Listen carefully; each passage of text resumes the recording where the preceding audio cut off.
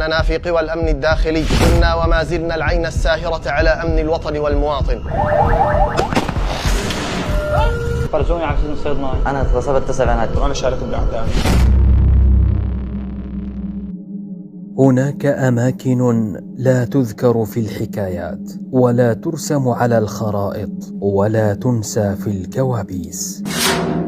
710 ماهر درويش منطقة تل كلف. الحقيقة أنا داود من ريف حمص الغربي خربة تينو. أنا رمضان علي عيسى من ريف حمص خربة تينو. فرست على سجن صيدنايا ب1/7/2019. اجت الموافقة على 227 فرع المخابرات الجوية مشان انزل على محكمة الميدان. بعد فترة اجانا حكم اعدام 6 اشخاص وانا شاركت باعدام. كنت اخدم بسجن صيدنايا الأحمر. خدمت فيه 1 و6 شهور. كانوا لا يكتفون بالأوامر بل يتلذذون بالألم. عيونهم جامدة وقلوبهم كالصخر، وكأن الرحمة لم تطرق أبوابهم يوما.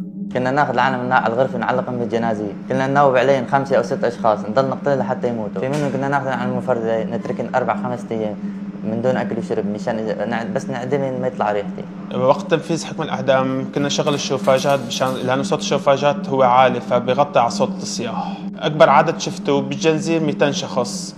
كان يتم تنفيذ حكم الإعدام فيه نحطهم بالسيارات وياخذوها على مشفى حرستا. مشفى حرستا يحطوا لي الأرقام وأنا نعرف بقى شو بيصير. بالطابق السفلي كنا نسمع صوت مواقف اللي ينزلون على الإعدام. كان ملازم يجي ويعطي إبرة للموقوف المريض، بعد ربع ساعة يكون مات الموقوف. شوف في جوات الإبرة أبارة. يمشون في الممرات الثقيلة يتفقدون أجسادا مهدورة لا ليرفعوا بها بل ليجدوا موضعا آخر يجلدونها. 710 تعالوا لحوار. بسنة 23 الشهر الثاني خدنا 130 واحد على الإعدام. قتلناهم وجبنا السيارة خلينا المساجين يحملوين وخدناهم على مشفى تشرين. كنت قدم طلب لمدير السجن من قبل مساعد محمد إبراهيم يجيب لنا بنات لعندي نغتصبن ونقتلن. أنا اغتصبت 9 بنات. كل فترة كنت أطلب من مساعد مدير السجن يجيب لي بنات لعندي على غرفة نغتصبن ونقتلن. صيدنايا ليس سجنا بل مقبرة الأرواح الحية، وجدرانه ليست من حجر بل من خوف متراكم وأسماء نسيت خلف القضبان.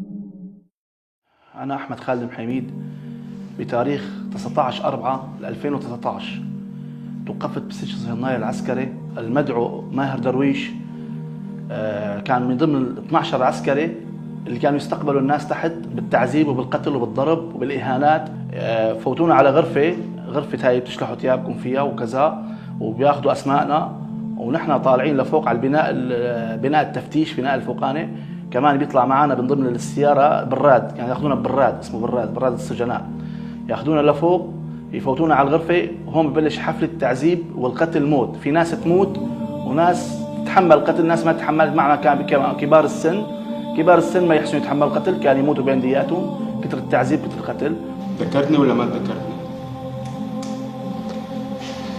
بالتفتيش وبالحلاقة وبالزيارات مش تفوتوا لنا على صالة الزيارات تصيروا تعجقوا علينا سامع صوت. بعد ما فتنا على البناء الابيض، البناء الابيض هذا بناء مشان يفرزونا على باقي الاجنحه. في جناح الاحمر، جناح الابيض، جناح بيقولوا له هذا جناح الاسود، هذا الضباط ما بعرف شو هو.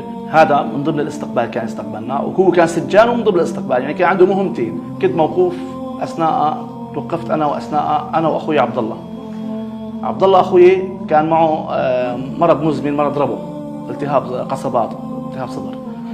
ياخذ بخاخة ربو مثلا كل ما يدق الباب على ماهر ولا غير ماهر ولا اي حدا ليك يا حضره، كان يقولوا جوا حضره، بيقولوا يا حضره بدنا بخاخة ربو الشخص الفلاني ليك عم يموت، خليه يموت، خليه يفطس، ومسبات وكفر واهانات وذل. ما نسترجي، خلص نسكت نرجع. لفتره 2-3 اخوي الله يتقبله استشهد جوا بالمعتقلات بسجن صيدنايا العسكري، وكان سببه هذا الشخص ماهر درويش وشخص دكتور اسمه سومر. هو هذول الاشخاص الاثنين هن اللي سببوا الله يرحمه ويتقبله. تتذكر شو كنتوا تضربوني؟ بالهرواني ونبريج اخضر براس ابوي وقصبة طرمبة مي، قصبة حديد صب مرحومة براسها مبسطة و3 شوكات. هاي مشان يطلع العظم معها بقرصوا العظم قرص. كانت مع محمد برة. هاي؟ نعم. انت بريء مالك ولا؟ مرة من المرات جاب لنا قصعة شاي، ما هو طبعا في صخرة كانوا من الدفاع الوطني، يجيبوا لنا الأكل، يجيبوا لنا قصعة الشاي كل نهار خميس. مرة من المرات هذا الشخص ماهر درويش بول، انتم أكبر قدر، بول بقلب الشاي مشان نشربه، هو والبول بقلبه، صح يا ماهر؟ صح. المهم بعد ما بول وصار يسب علينا ويكفر ويسب ويحرض ومدري شو ويشيل ما خلى مسب علينا. الماء بده يشرب بده يطلع لبرا على الكبل 400 كبل على اجره، الماء بيشرب هذا البول والشاي لبرا على القتل. الحرام الناس تخاف من القتل وتعذيب، لا بنشرب والله بعين. صارت الناس يا حرام تشرب، صار كله شربنا بولو، هذا الشخص شربنا بولو.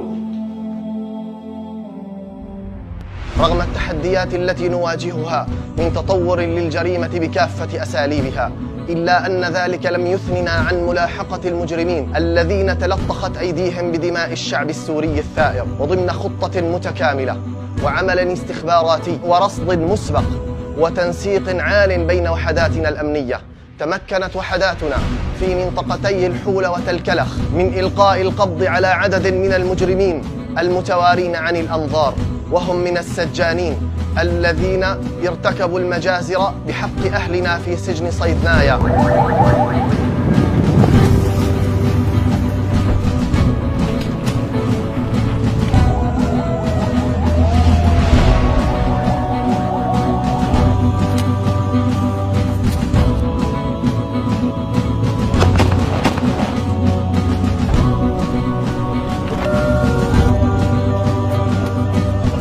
حيث كانوا يحاولون الفرار خارج البلاد، فتم اعتقالهم وتقديمهم إلى القضاء لينالوا جزاءهم العادل. رسالتنا واضحة: الأمن هو الأساس الذي تبنى عليه المجتمعات، وهو مسؤولية الجميع، ونحن في قوى الأمن الداخلي لن ندخر جهدا في حماية كل فرد على هذه الأرض الطيبة، لكننا بحاجة إلى وعي مجتمعي ينكر الجريمة ويسهم في مكافحتها ويمنع التستر على المجرمين. لا تسامح مع من يعبث بأمن الوطن والمواطن.